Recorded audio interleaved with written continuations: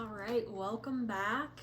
We have measured our warp, we've slayed our reed, and our next steps now are to begin threading our heddles. So what I'm going to do is I'm going to let down the back of my loom. My loom just has a nice lever that I can lift up and it falls back. Some looms are like that. Some looms you'll actually be bringing the warp beam back closer to the castle instead of letting it down.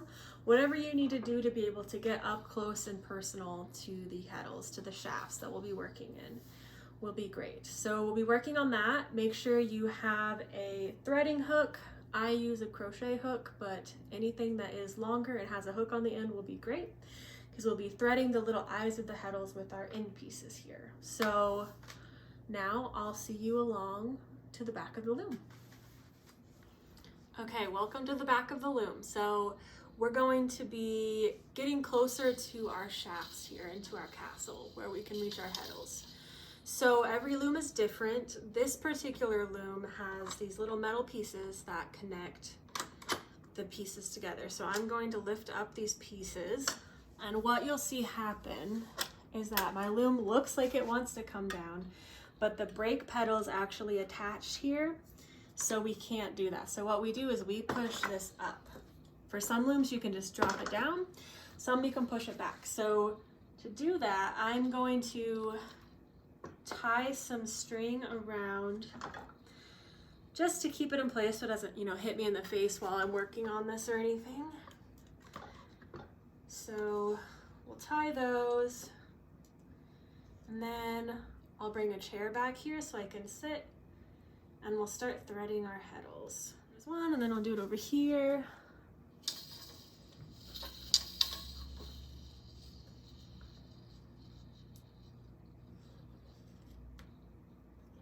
Just so it doesn't fall. So then you have all this open space. So what we want to do before I'll bring my chair over is just make sure that we have enough heddles that we can actually begin threading. So I'm going to be threading from left to right if I'm facing the back.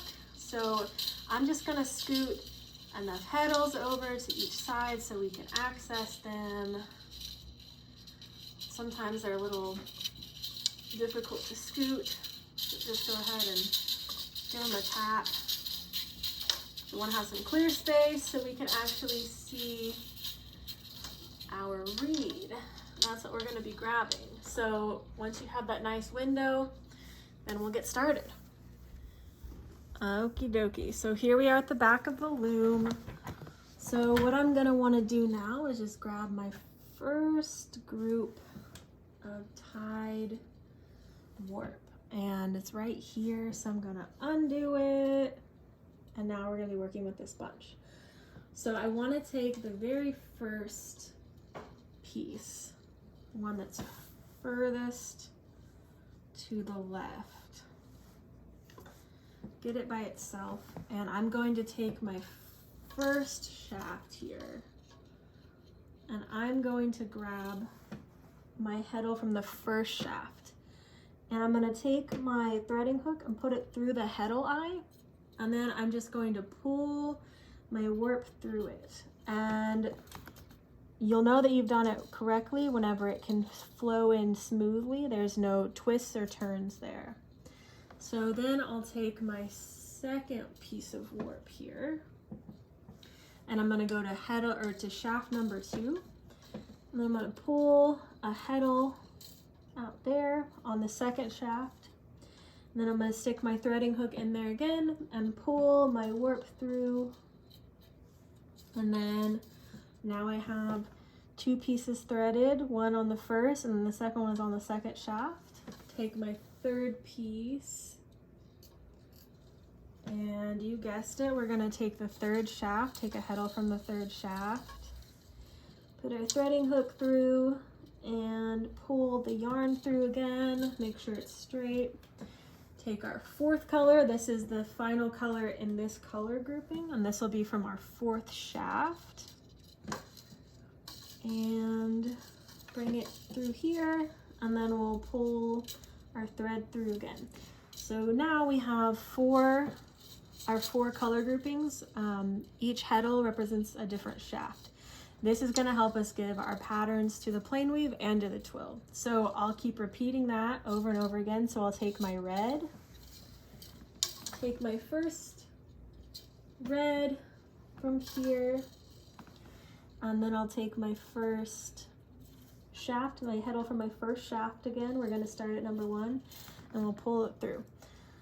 So move slowly through this. Make sure you're grabbing the correct yarn. Make sure that it's the exact next yarn in the reed, and then make sure it corresponds to the shafts, because that's really important.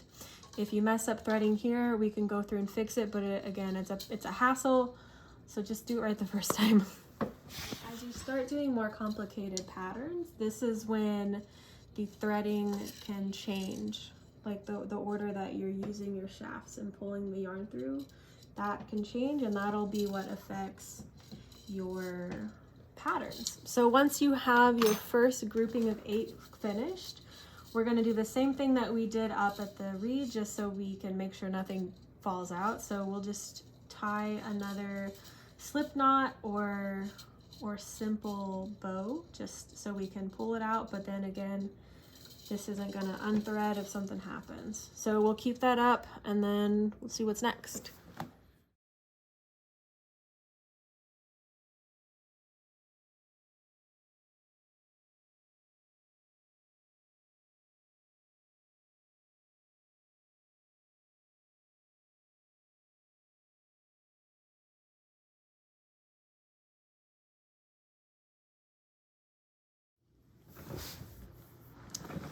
Okay, so now that we've actually thread our heddles, take a breather, relax a little bit.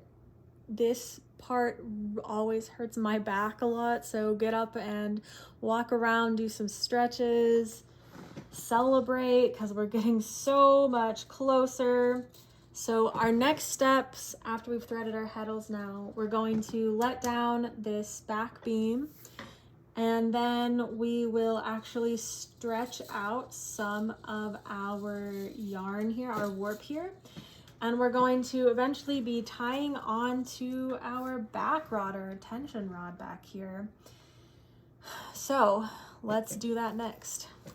Alrighty, so I have brought my back beam back in place. It's secure again with my rods. So now what I'm going to do is I'm going to actually let go of some of the tension and on the front breast beams. I'm going to unravel my my warp back here, just like that, and I'll do that for both colors. Yep. Plus I'm going to unravel the little extra yarn I have because of my mishap, my miscount. Okay, so those guys are both out. So what I'm going to do next is pull these out a little bit, and I'm going to make sure that the ends are all even, and then I'm going to tie an overhead knot on each of these. And then after that, we'll start tying on to this back beam.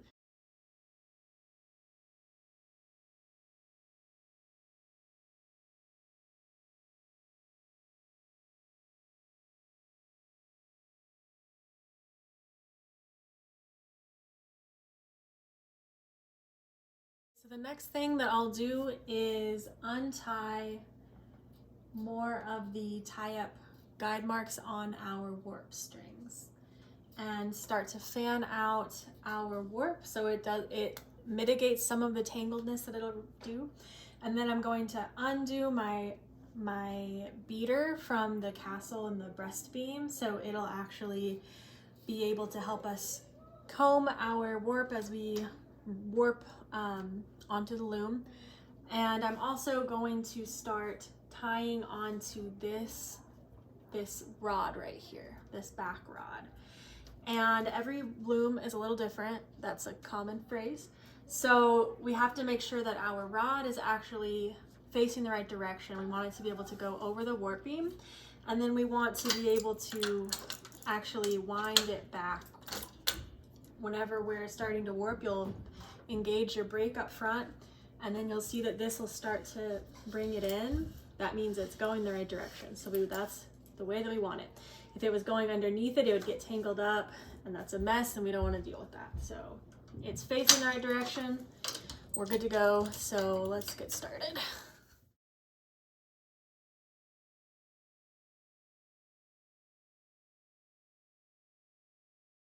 Our next step before we release the tension on the beater is to tie our ends onto our back rod here. So I'm going to use the simplest method. It creates slightly more loom waste, but it's not enough to really be noticeable. So firstly, make sure your heddles are straight and even with your warp, which your warp is centered now. All right, so we're pretty spaced out, pretty good. So now I'm gonna take my warp board here and I'm gonna start, it doesn't really matter which side you start on, I'll just start on the left side again. And I take it under, and then because we're doing the double knot method, we have one knot already. So we want to create another knot, just a single like pass over knot. And we're going to bring it close to the rod, and what creates the tension is the first knot that you did will actually catch it here. So you want to get really, really, really close to both knots. That's why it's really important that all your knots are the same length, or they hit it the same way with your weave, with your warp there. So there we go. Catching that. So then nice and tight, and it'll hold that way. So then I want to start on the other side to make sure we have even tension. And my thread is actually a little long, so I might want to pull some back through really quickly. We'll try this one first. Try it out that way. Okay. We can hold it out this way too, that'll work. Okay, so now we're just gonna knot this second one.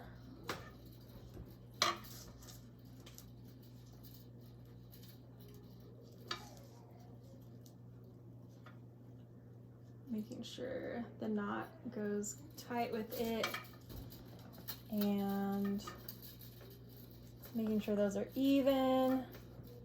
Looks like they are. So a little more tension on this side because that was the side that I had the extra string to, so it's already getting a little caught, but we'll fix that. So I'm just going to keep working side to side until I get to the middle, and I'm going to keep tying these on.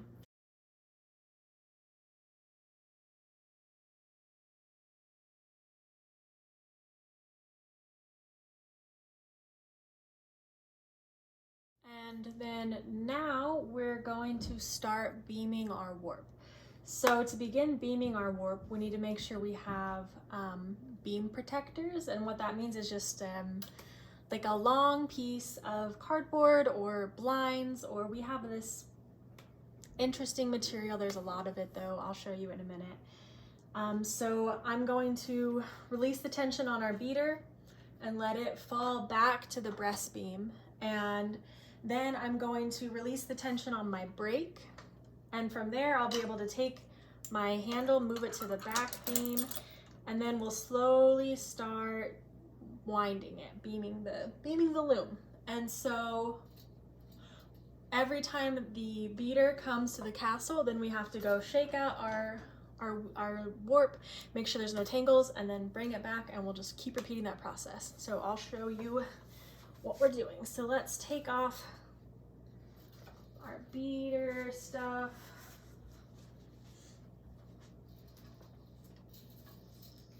Yep, you want to fall that way, but we're going to bring you back. Okay, cool.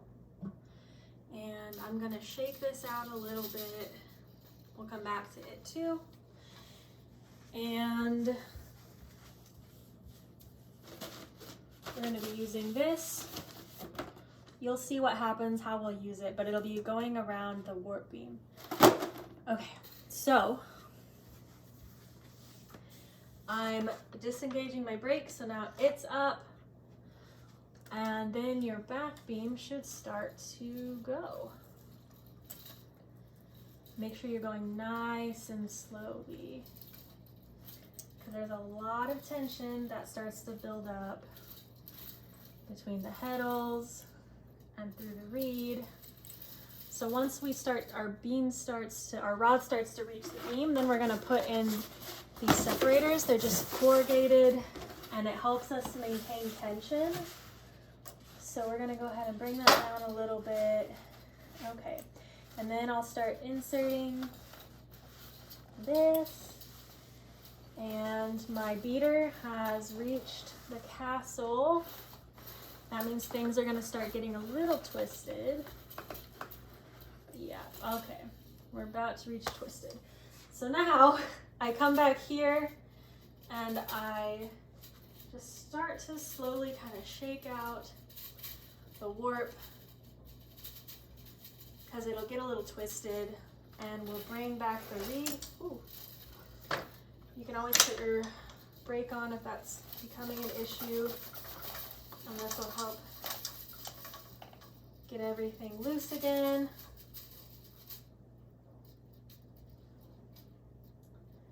My extra warp pieces that I missed out on are getting a little tangled, so I'm just shaking them out.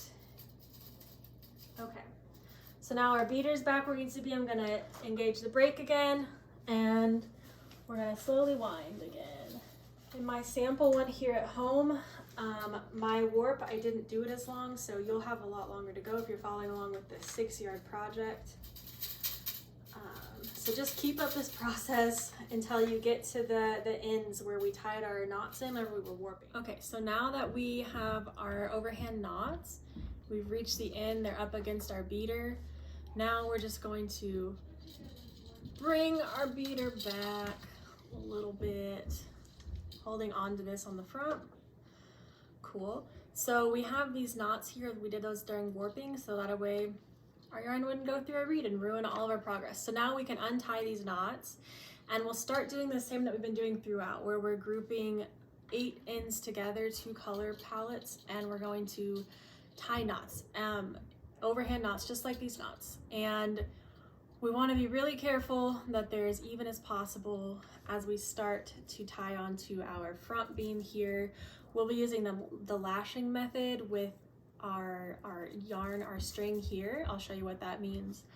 But yeah, that's what we're gonna do. Once you untie these knots, we'll cut these so the ends are ready to be used. So let's do it. Here's my scissors. So I'll just undo the yellow one first. I think I'll actually cut these before I undo them. So find the very center and then give that a little snip. And do the same over here and undo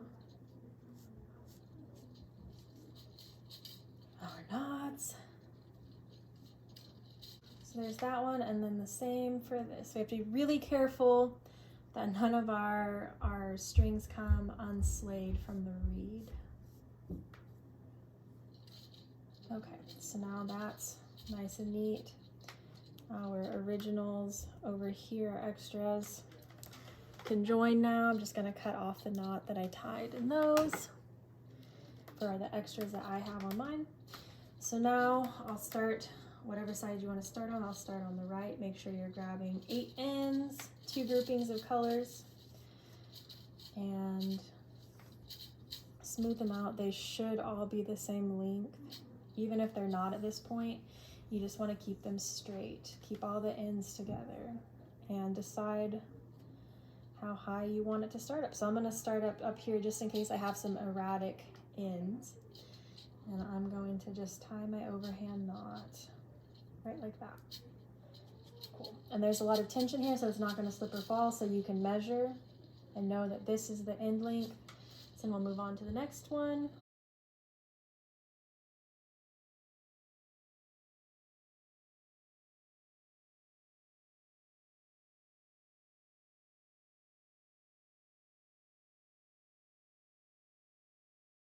Our next piece is taking our apron rod here.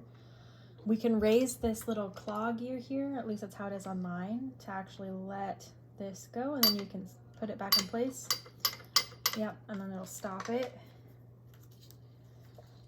Just bring it up. So I'm actually going to move my warp a little bit further back by disengaging my brake and then using my handle on the back beam. Yeah, just to bring it back a little bit, like maybe that's good. Make sure that's tight. Okay, so now we're going to be using a method with lashing cord. Lashing cord is just a string, and it helps give us a little more tension, takes up less space, all those good things. Okay, so we have our lashing cord here. So